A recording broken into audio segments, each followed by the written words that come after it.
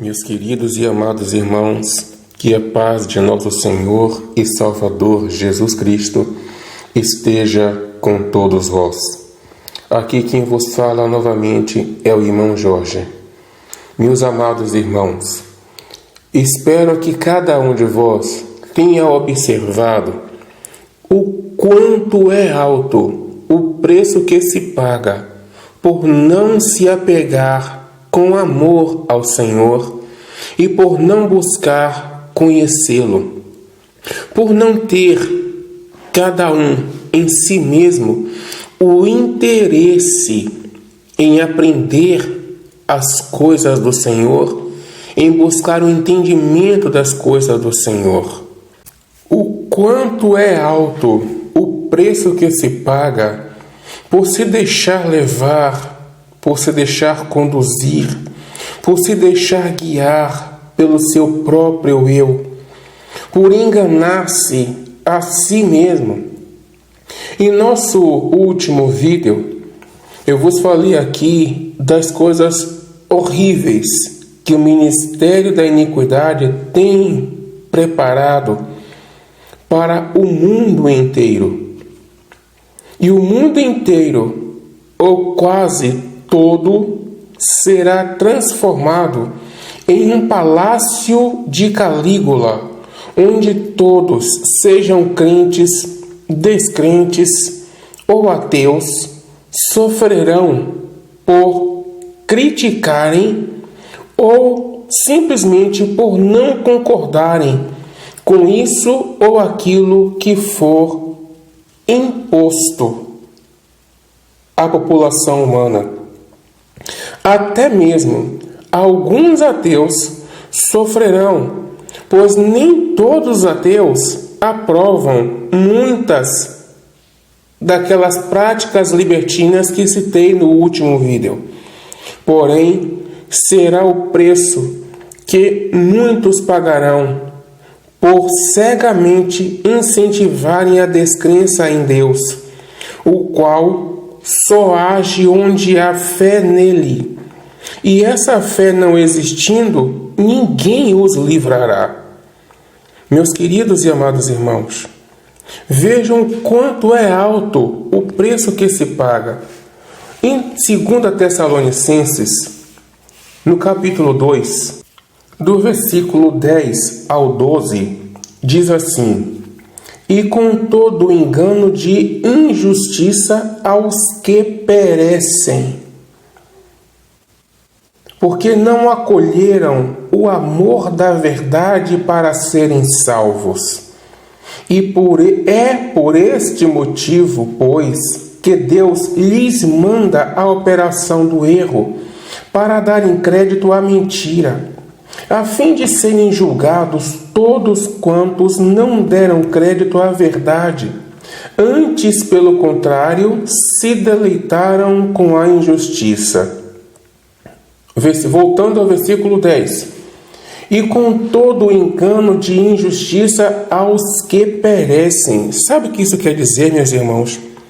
Que esse engano de injustiça, esse engano através da mentira, através da fraude, através do escândalo, esse engano só vai ser engano, só vai surtir efeito sobre aqueles que perecem.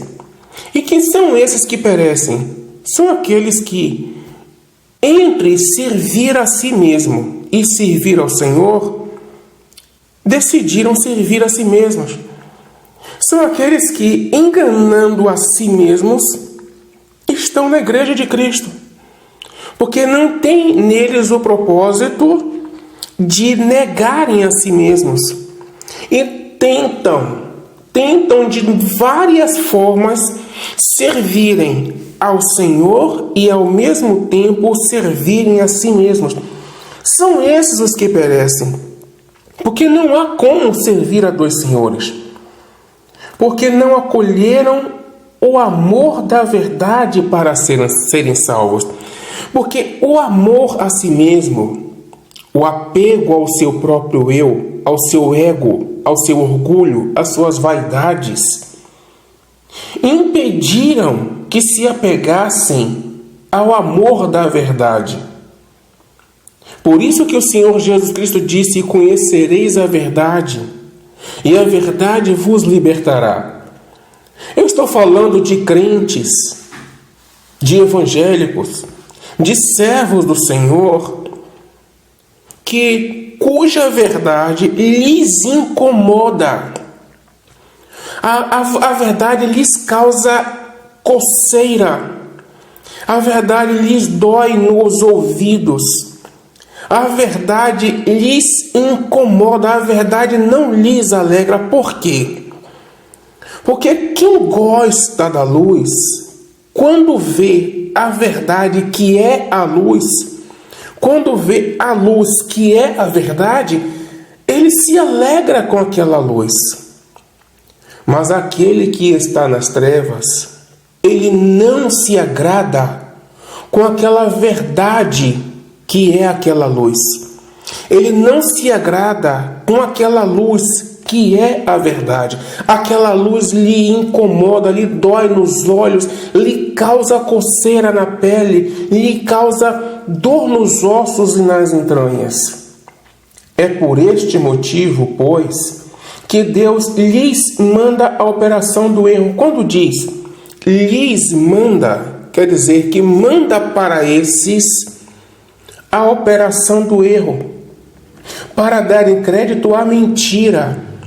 É por isso que nós vemos hoje tanta gente acreditando em tantos falsos crentes, tantos falsos pastores, tantos falsos sacerdotes, tantos falsos líderes religiosos, a fim de serem julgados todos quanto não deram crédito à verdade. O que é dar crédito à verdade nesse sentido? Nesse sentido aqui, dar crédito à verdade é obedecer à verdade, seguir a verdade, se alegrar com a verdade, não se aborrecer com a verdade. Mas se a verdade não está de acordo com a conduta do tal, qual deve ser a postura do tal? Baixar a cabeça, reconhecer os seus erros e se dispor a se corrigir. Está disposto a se corrigir, mas não mentir para si mesmo. Esse não está arrependido. É para esses que Deus envia o espírito do erro, a operação do erro, para darem crédito à mentira, a fim de serem julgados todos quantos não deram crédito à verdade. Antes, pelo contrário, deleitaram-se com a justiça, saborearam a justiça, degustaram da injustiça como se fosse um bom prato, se alegraram com o seu próprio eu, sentiram prazer em renunciar às vontades do Senhor, sentiram prazer em renunciar àquilo que agrada ao Senhor, sentiram prazer em servirem a si mesmos. Por isso que Deus envia a operação do erro. Por isso que está escrito no versículo, ainda no capítulo 2, no versículo 7, que o ministério da iniquidade já opera. Meus queridos e amados irmãos, esses escândalos que nós vimos no meio evangélico é uma forma escancarada de esses falsos líderes zombarem da fé dos seus fiéis, porque eles sabem que todo escândalo que eles causarem, eles não vão perder esses fiéis, pelo menos não vão perder todos eles. Eles vão continuar seguindo esses líderes, porque esses líderes, eles ensinam o que esses fiéis querem ouvir. Eles falam o que eles querem ouvir. Eu costumo dizer para as pessoas que é uma opinião minha, Eu, por ser brasileiro, estou numa nação de regime democrático, onde é livre o direito de expressão. Eu tenho o direito de dar a minha opinião. E a minha opinião a dar a respeito disso é que eu penso que há muitos ateus muito mais honestos, corretos, justos e limpos do que muitos líderes religiosos. Há líderes religiosos que são piores, muito piores ateus do que os declarados ateus. Porque o ateu, declarado ateu, ele declara e não tem vergonha de dizer que não crê em Deus nenhum. Mas nem todo ateu é mentiroso. Nem todo ateu concorda ou pratica a injustiça. Nem todo ateu se aproveita ou concorda de alguém que se aproveite da boa-fé dos outros. Nem todo ateu concorda ou pratica a promiscuidade. Nem todo ateu bebe ou gosta de bebida ou concorda com a bebida. Nem todo ateu gosta ou concorda com quem defrauda, com quem lesa a fé dos outros, com quem pratica a injustiça. Nem todo ateu.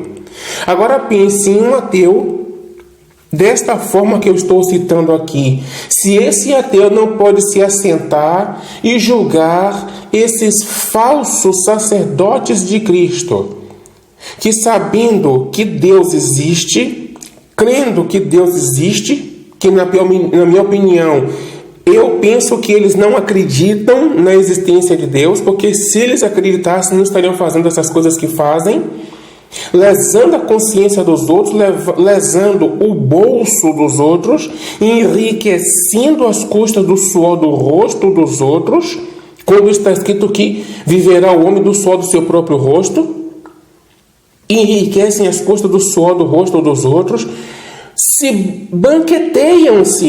banqueteiam-se ao redor de bebidas e de luxúrias e de prazeres carnais e de leviandade e de promiscuidade e devassidão e de prostituição, e falam do nome de Deus e falam do Senhor Jesus Cristo. Quantos escândalos nós temos visto de pastores estuprando e matando, esquartejando, praticando homossexualismo? Pregam contra o homossexualismo e praticam homossexualismo, pregam contra a pedofilia e praticam pedofilia, pregam contra o incesto e praticam incesto. Ora, qualquer um desses ateus que tem qualquer uma dessas características que eu citei aqui, pode se assentar e julgar qualquer um deles, e realmente sentam-se e julgam-os. Por que isso acontece, meus queridos? Isso só acontece com aquelas ovelhas que são fiéis a esses tais líderes religiosos e não são fiéis ao Senhor Jesus Cristo. Isso que essas orgias, essas podridões que são praticadas por muitos líderes evangélicos é o que o ministério da iniquidade quer que seja praticado no mundo inteiro. E uma das maneiras de se fazer isso é começando por dentro do evangelho. É para minar de dentro para fora. Não é minar para dentro, é minar de dentro para fora. Porque assim, contaminando os de dentro, não precisa se preocupar com os de fora. Porque assim não haverá quem salve os de fora. Olha o que está escrito em Romanos capítulo 10, versículo 11.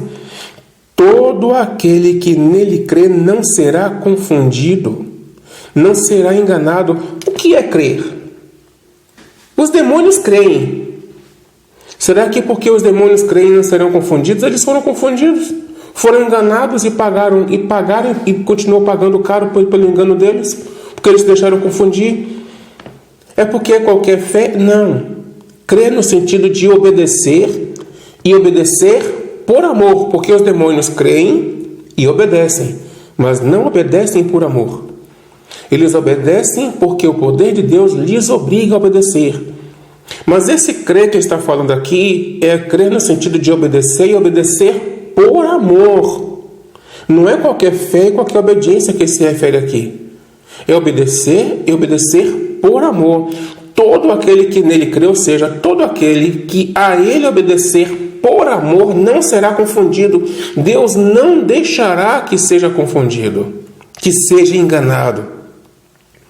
E eis que ponho em Sião uma pedra de tropeço e rocha de escândalo, e aquele que nele crê não será confundido. Romanos capítulo 9, versículo 33. Eis que ponho em Sião uma pedra de tropeço e rocha de escândalo. Quem era essa pedra de tropeço e rocha de escândalo? Era o Senhor Jesus Cristo. Por que era chamado de pedra de tropeço e rocha de escândalo? Porque Jesus Cristo ele veio totalmente oposto do que os líderes religiosos acreditavam que ele viria. Jesus Cristo não veio da classe alta, do meio dos ricos, com roupas finas, como muitos criam. Muitos tropeçaram em Jesus Cristo, muitos tropeçaram na palavra do Senhor Jesus Cristo, nas pregações, nos ensinamentos do Senhor Jesus Cristo, simplesmente por causa da aparência e da postura do Senhor Jesus Cristo. Por exemplo, falando no tempo de hoje, imaginem vocês o Senhor Jesus Cristo entrando na igreja hoje, num domingo à noite, entrando com sandália havaiana remendada de mice e com roupa surrada e maltrapilha. Eu pergunto, qual é o pastor que ia dar o microfone para ele? Não seria um escândalo para a igreja toda entrar um homem assim, num domingo à noite, onde todas as pessoas procuraram suas melhores roupas para irem para a igreja? Para mostrar e exibirem as suas roupas que estão lá guardadas, a roupa do culto, a roupa do domingo? Não seria um escândalo? Não seria um escândalo aquele homem que estava lá sentado na praça, lá pregando para os bêbados, para o sindicato da bebida, para o sindicato do álcool? Aquele homem que estava lá sentado na praça, no meio dos drogados, dos que estavam tomando pico, dos que estavam cheirando crack, cheirando cocaína, e aquele homem estava lá sentado na praça, no meio deles, pregando para todos eles, e aquele homem se levanta, sujo daquele pó, com aquele pé sujo, aquela sandália surrada, e entra na igreja e vai direto para o púlpito pregar. Eu pergunto, qual é o líder evangélico que daria o microfone para o Senhor Jesus Cristo pregar? Não seria uma pedra de tropeço? Seria. Não seria uma rocha de escândalo? Seria. Porque todos iriam jogar nele suas blasfêmias, suas ofensas. Mas aquele que se apegasse a ele por amor não seria enganado, não seria confundido, não seria perdido. Por isso que era chamado de pedra de tropeço e rocha de escândalo. Quem é que hoje aceitaria um evangelista pregando sem paletó e sem gravata, sem vestes telares, sem vestes finas? Qual é o pastor que, tendo uma renda mensal de 100 mil, 500 mil reais por mês, iria aceitar pregar num púlpito usando uma calça de 20, 25 reais comprado no balaio? Não, tem que vestir roupas finas. É com essas coisas que o ministério da iniquidade quer que cada um se preocupe com as suas próprias vaidades e se apegue às suas próprias vaidades. Quando nós vemos esses líderes religiosos escancararem a zombaria que eles fazem da fé dos seus fiéis, porque eles escancaram. Só os seus fiéis aqui não querem ver. Por quê? Porque os seus fiéis gostam do que ouvem da parte deles. Porque os seus fiéis gostam do que recebem da parte deles. Os elogios, as falsas profecias. Eu determino vitória para a tua vida. Profetize vitória para a tua vida. É isso que os seus fiéis gostam de ouvir. Ou seja, não são eles que enganam os fiéis. Os fiéis enganam a si mesmos. Os fiéis enganam a si mesmos. E exatamente porque enganam a si mesmos, procuram alguém que ensine aquilo que eles querem ouvir. Quem nunca ouviu aquela frase: eu procuro uma igreja que me agrade? O certo é alguém procurar agradar a Deus. Mas é exatamente porque as pessoas estão procurando uma igreja do seu próprio agrado que encontram.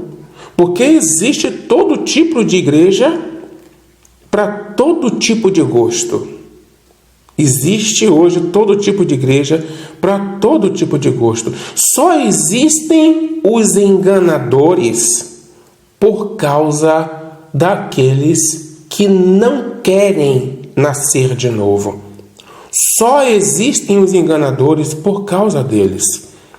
Meus queridos, por que existe tanto roubo de celular, tanto roubo de carro? É porque existe quem os compre. Se não existir quem os compre, não existirá roubo, porque não haverá para quem vender. É a mesma coisa. Os falsos enganadores só existem porque há a quem enganar. Se não houver a quem enganar, eles não existiriam. Porque quem engana esses fiéis não são esses líderes. Esses líderes não foram na casa desses fiéis buscar esses fiéis. Esses fiéis saíram de suas casas procurando alguma pregação que lhes agradasse, alguma palavra que lhes agradasse. E quando encontraram esses falsos líderes, encontraram o que procuravam, as palavras deles agradavam. Se não tivessem agradado, não teriam ficado lá. Ficaram porque as palavras deles agradaram, os ensinamentos deles agradaram. Se não fosse assim, então a palavra teria falhado quando diz que todo aquele que nele crê não será confundido. Ora, como? Peraí, eu busquei o Senhor de todo o coração, eu busquei o Senhor com todo o amor, eu larguei tudo por causa do Senhor, eu renunciei a mim mesmo por causa do Senhor, e porque o Senhor deixou eu ser confundido, aí a palavra do Senhor teria falhado. Mas a palavra do Senhor não falha. Uma das maneiras de se fortalecer a fé em Deus é a pessoa buscar a Deus por amor. Sempre abandonar o seu próprio eu. Essa é uma das formas. E uma das maneiras de se fortalecer a fé em Deus também é se fazer algumas perguntas. Se Deus não existe, então como foram criados os céus e a terra e tudo que neles há, com as suas separações, divisões e subdivisões? O ser humano, com tanta perfeição, com seus membros e órgãos, gestações, poder de adaptação, raciocínio, inteligência, sabedoria, desenvolvimento e evolução. Por quê? Vamos considerar, o ser humano, ele é muito bem formado, muito bem estruturado, os seus membros são muito bem distribuídos. Se a teoria da evolução diz que o ser humano é fruto do Big Bang, então esse Big Bang ele é muito inteligente para colocar os olhos na cabeça e não no dedão do pé. Por que as narinas ficam logo na cabeça e não na palma da mão? Por que os ouvidos estão na cabeça e não no umbigo? Por que a boca é na cabeça e não nos joelhos? Por que os joelhos são onde estão? Por que os joelhos não estão no calcanhar? Por que o estômago não é na batata da perna? São membros muito bem formados, muito bem distribuídos, com funções muito bem distribuídas. E a inteligência humana, de onde vem? Como é que a teoria da evolução explica a inteligência humana? Por que o cérebro, o comando de todo o corpo, não está na panturrilha? Por que o cérebro não está na sola do pé? Por que exatamente o equilíbrio do corpo está na parte mais alta e não na parte mais baixa? Se a teoria fala da evolução do universo, então quem criou o universo? Se falar que tudo veio do Big Bang, do choque entre planetas, então quem criou tais planetas? Quem conduziu tais planetas a se chocarem? Existiu uma força vinda de onde? Se fala que foram moléculas, então quem criou tais moléculas? Porque tudo veio à existência de alguma coisa. Nada não pode criar nada. Alguma coisa ou alguém pode criar algo. Mas o nada não pode criar nada. Então, aos que se dizem servos de Deus, deixo o que o Senhor diz ao seu povo em 2 Crônicas, no capítulo 7, versículo 14.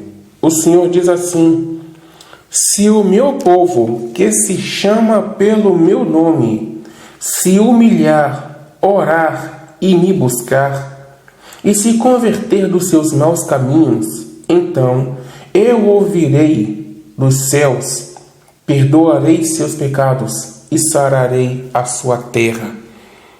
Eu vejo muita gente falando essas coisas para as pessoas que não são servas de Deus, quando na verdade essa palavra Deus está falando para o povo dele. Deus está dizendo: se esse povo que chama pelo meu nome, que se chama pelo meu nome, se humilhar e orar e me buscar e se converter dos seus maus caminhos, Deus estava dizendo que o povo dele, olha, isso aqui é 2 Crônicas, meus queridos, séculos e séculos antes do cristianismo. Isso aqui é 2 Crônicas. Na época dos reis ainda, quando Deus havia levantado reis e juízes. Olha quantos séculos, milênios atrás, Deus estava falando para o povo dele. Se esse povo que se chama pelo meu nome se converter dos seus maus caminhos, não é de agora que o povo de Deus anda em maus caminhos e não busca o Senhor, e não se converte ao Senhor, e não abandona o seu próprio eu, não é da agora. O Senhor Jesus Cristo disse que é um erro o povo não conhecer as Santas Escrituras e nem o poder de Deus. Isso vocês vão ver em Mateus, no capítulo 2, em Mateus, no capítulo 22, no versículo 29. Por quê? Uma vez não conhecendo as Escrituras Sagradas, quem irá contestar o que o seu líder religioso lhe mandar fazer? Como é que vai contestar? Com que argumentos? Só lhe resta obedecer. E quando ele diz: errais não conhecendo as Escrituras Sagradas, nem o poder de Deus. Ou seja, aquele que não conhece as Escrituras Sagradas não tem como obedecer. E é aquele que não obedece, o poder de Deus não lhe é revelado. Por exemplo, ele tem medo de encontrar algum endemoniado pela frente. Ele se apavora, ele se amedronta, ele não tem poder nenhum. Por quê? Porque ele nunca conheceu o poder de Deus. A fé que esse crente possui é somente a fé baseada na sua própria capacidade e não na capacidade de Deus. Porque quando chega a hora, como esse é um exemplo que eu citei, esse aqui, a pessoa encontra um endemoniado, depende da sua própria capacidade? Não. Aí depende só do poder de Deus. Nessa hora ele corre, porque ele não conhece esse poder de Deus. Mas o que ele entende como poder de Deus é a sua capacidade física de levantar um peso, ele atribui a Deus. A sua capacidade física de construir uma casa, ele atribui a Deus. A sua capacidade física de correr e participar de uma Olimpíada, ele atribui a Deus. A sua capacidade física de estudar e passar em uma prova, ele atribui a Deus. Mas aquilo que depende somente de Deus, ele corre, ele tem medo, porque não tem como ele atribuir, ele não tem como misturar a sua capacidade física àquele momento em que ele precisa expulsar um demônio, em que ele precisa orar por um enfermo.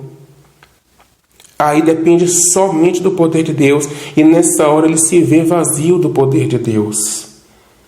Vejam o que está escrito em 2 Timóteo, no capítulo 3, do versículo 1 até o versículo 5. Sabe, porém, isto: nos últimos dias sobrevirão tempos difíceis, pois os homens serão egoístas, avarentos, facciosos, arrogantes, blasfemadores, desobedientes aos pais, ingratos, irreverentes. Gente, ele aqui não está dizendo que naquela época não existia, não. Essas coisas sempre existiram na humanidade. Onde não existia era na igreja de Cristo. Quando ele está dizendo essas coisas aqui, que essas coisas passarão a acontecer, ele não está dizendo que passarão a acontecer no mundo, que no mundo já acontecia. Ele está dizendo que essas coisas passarão a acontecer na igreja, onde essas coisas nunca deveriam acontecer. E ele está dizendo que serão tempos difíceis para aqueles que quiserem permanecer firmes, íntegros diante de Deus. Porque dentro da igreja, ele está dizendo que dentro da igreja haverá tempo em que dentro da igreja será difícil o íntegro se permanecer firme. Porque dentro da igreja,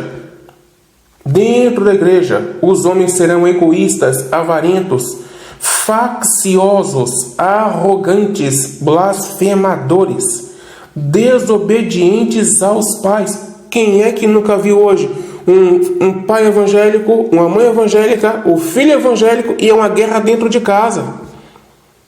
É uma verdadeira guerra dentro de casa. Por quê? Porque os filhos são desobedientes aos pais, ingratos, irreverentes. E sobrevirão tempos difíceis onde os homens serão desafeiçoados. Sabe o que é isso? Desafeiçoados. Um exemplo. Quando um crente não consegue tolerar a fraqueza, a debilidade, a natureza, o temperamento do outro, só porque o outro é diferente do que ele quer, do que ele almeja, do que ele deseja, do que espera. Despreza o outro porque o outro, na linguagem dele, é inferior. Porque na linguagem dele, o outro exige muita paciência. Porque o outro é muito assim, o outro é muito assado, o outro é muito isso, o outro é muito aquilo. E aí ele se considera melhor. Ele entende que ele não está se considerando melhor. Mas quem não está se considerando melhor não age assim. Só age assim quem está se considerando melhor, mesmo que não queira admitir. Mesmo que não enxergue, está se considerando melhor. Porque eu não tolero isso nele porque ele é assim, porque ele é assado, porque ele é isso, porque ele é aquilo outro. Está escrito: vós que sois fortes, tolerai os mais fracos. E essa intolerância que hoje existe já estava escrito. homens desafeiçoados, implacáveis, ou seja, que não perdoam, caluniadores. O que é que eu falo tanto de o cristão saber qual é o seu papel no mundo? Uma das coisas que acontece quando o crente não sabe qual é o seu papel no mundo é isso: ele passa a ser caluniador. Ele começa a levantar calúnia. Ele começa a apontar o erro dos outros, as falhas dos outros, desobedecendo o que o Senhor Jesus Cristo disse: tire primeiro a trave que está no teu olho. Primeiro, comece a observar os teus próprios erros, as tuas próprias falhas, os teus próprios defeitos, as tuas próprias fraquezas, a tua própria arrogância, o teu autoritarismo, o teu coronelismo, a tua possessividade, a tua vaidade, os teus pecados. Corrija-se dia após dia, e aí não achará tempo para caluniar quem quer que seja. O crente, quando não sabe qual é o seu papel no mundo, ele se preocupa com a opção sexual dos outros. Ele se preocupa com a opção religiosa dos outros. Ele se preocupa com qualquer coisa, menos com os seus próprios pecados, com as suas próprias fraquezas. Mas continuando, sem domínio de si, cruéis, inimigos do bem. Eu pergunto para vocês, não é crueldade um líder religioso vindo uma pessoa que vive de vender queimado, de vender balas, de vender bombons, de vender chocolate, de vender sorvete, uma pessoa carente? Vejam se não é crueldade um líder evangélico, ao invés de mobilizar a igreja a ir ajudar esse fiel, essa ovelha, não, ele faz o contrário. Ele convence essa ovelha de que ela está nessa situação porque ela não está dando dízimo, porque ela não está dando oferta, porque ela não está agradando a Deus, porque ela não está dando o seu tudo, porque ela está com um devorador. Isso é ser cruel, inimigo do bem, traidores, atrevidos, enfatuados, ou seja, presunçosos. Aí eu pergunto, qual é a diferença desses para aqueles que, por amor a si mesmos, renegam o Senhor e confessam a si mesmos? Dizem sim para o seu eu e dizem não para o Senhor. Ambos não são amigos de prazeres? Ambos são amigos de prazeres. Pode ser em peso e medida diferente, mas ambos são amigos de prazeres, porque cada um que buscar satisfazer os seus próprios prazeres, os prazeres do seu próprio eu. Alguém pode dizer assim, não, mas eu não tenho prazer em glutonaria, eu não tenho prazer na lascívia, eu não tenho prazer na luxúria. Sim, mas em alguma coisa que o teu eu te comanda, e você diz sim ao teu eu e não ao Senhor, você está sendo amigo dos teus próprios prazeres, dos prazeres do teu próprio eu. Está sendo amigo de prazeres, tendo forma de piedade, negando-lhe, entretanto, o poder. Era esta parte que eu queria falar para vocês. Porque é um erro não conhecer as Escrituras Sagradas e nem o poder de Deus. Aqui, no final, ele diz: foge também destes. Porque é um erro não conhecer as Escrituras Sagradas nem o poder de Deus. Porque todas essas coisas que eu citei aqui, todas essas práticas, são praticadas pelos falsos líderes evangélicos. São praticadas pelos falsos pastores, pelos falsos sacerdotes. Mas pelas pessoas não terem conhecimento das Escrituras Sagradas, elas acreditam que eles são sacerdotes de Deus. E o que faz elas se convencerem disso? A falta do conhecimento da verdade. E nessa falta do conhecimento da verdade, seguindo a esses, negando-lhes, entretanto, o poder. Como assim? É aquela velha conversa: meu irmão, minha irmã, você está nessa situação porque você não participa da corrente do tudo ou nada. Porque você não dá o seu dízimo. Porque você não encosta Deus contra a parede. Ou seja, eles não têm explicação verdadeira para dar a cada um que explique a ausência da operação do poder de Deus na vida de cada um. Então eles começam a encher a mente das ovelhas com essas filosofias vãs, vazias, fúteis e fraudulentas, perversas, cruéis, macabras. E as pessoas acreditam, e movidas pelo seu próprio eu. Porque por mais que se diga, meus irmãos, examinem as Escrituras Sagradas, amem o teu próximo, ponham a mão no próprio bolso e socorra ao necessitado. Veja o teu irmão na igreja a quem você pode ajudar secretamente. Não, mas cada um olha para o seu próprio umbigo.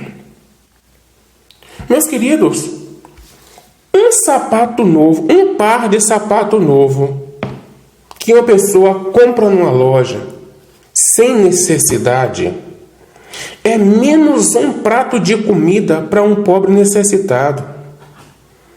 Uma roupa nova que uma pessoa compre numa loja sem necessidade é menos um prato de comida para um necessitado. Como está escrito: queres cumprir a lei de Cristo?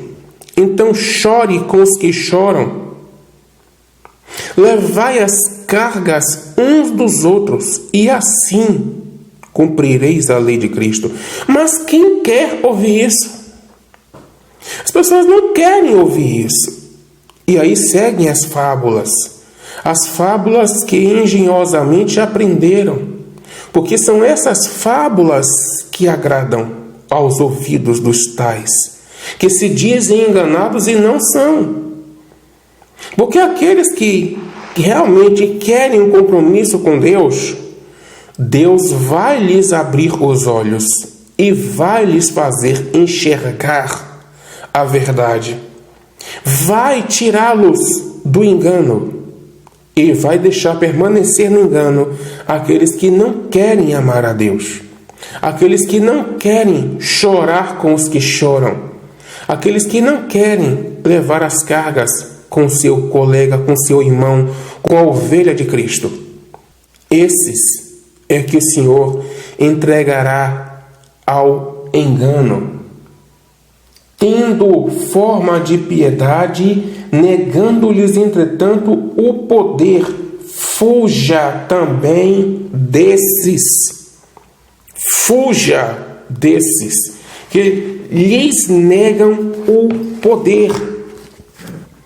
Não se deixem ser enganados. O Pai Eterno manda meditar na sua lei de dia e de noite. Vejam lá em Josué, capítulo 1, versículo 8.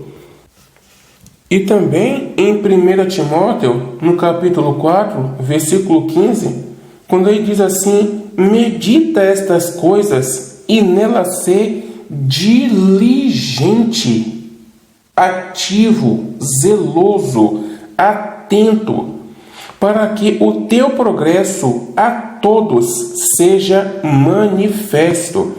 Quando ele fala a todos seja manifesto, ele não está aqui falando de estudo teológico, não, meus irmãos. Ele não está falando de a pessoa ir estudar intelectualmente, demonstrar o que aprendeu da Bíblia Sagrada, Aprendeu quantas vezes se fala em salvação no Novo Testamento? Vocês sabiam quantas vezes a Bíblia usa a palavra cristãos? Qual foi a